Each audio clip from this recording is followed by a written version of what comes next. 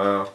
And they just said, you know, you look real marketable, and you know, you've got a good sense of humor, and you kind of fit in with the kids that they're casting and a lot of stuff right now. Right. What was the name of the agency? Do you remember? It was actually called the Jack Rose Agency. The big agency, small agency? Yeah, it was a pretty big agency. I know there was a lot of pretty successful actors in the early '80s that belonged to that agency. Kid actors, or I guess they do everybody, huh? Yeah, they do everybody. I think at that time they were doing more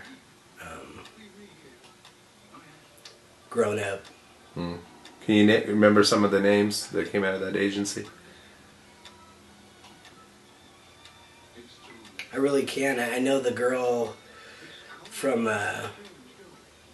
actually, believe it or not, I think George Clooney Really? belonged to that agency back in the day, you know, before he made it. Right. And I think one of the girls that was on Facts of Life belonged to it. But offhand, I can't think of any other people. So what was it like going? So you get this agent, and so. Well, I had to go in first off and interview with her, right, and just make sure she thought that I was good for that, and right, which is kind of intimidating when you're 6 years old. Yeah. But she said, "Yeah, we really like your look, and we're gonna start sending you out." And I started going on auditions right away, probably like 4 or 5 a week.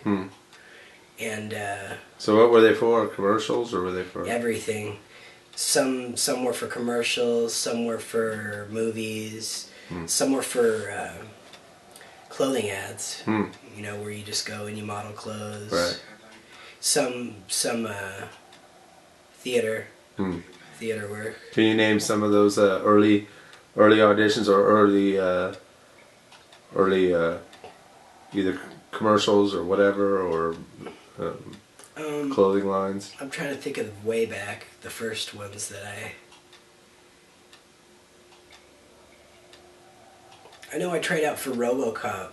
There was a kid's role on RoboCop, and it was a pretty big role, and I ended up getting like 4 callbacks. Wow. I thought I had it for sure. Right. And ended up not getting that, but that got me a lot more attention. And from that, I went and tried out for a few different TV shows that went on to be pretty successful.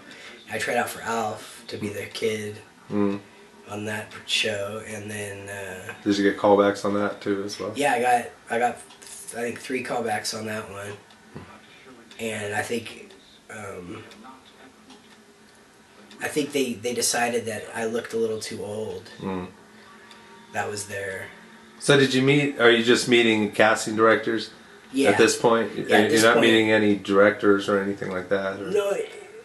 What, you know, once in a while. That's hard to remember that far back. Yeah, I'm sure. Once in a while, if I met with the casting director a few times, then they would send me to the director, and the director would, you know, do a scene with me and talk to me. Any guys that stand out that? I know Stephen J. Cannell.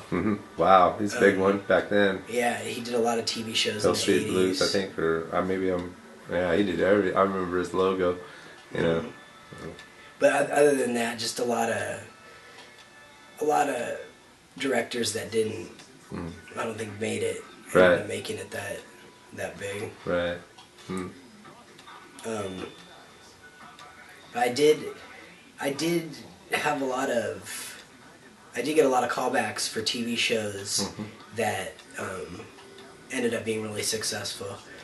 I got 5 callbacks for Growing Pains. Wow. And I thought I had that role. And it ended up coming down to me and Leonardo DiCaprio for the role of the youngest son that they ended up adopting.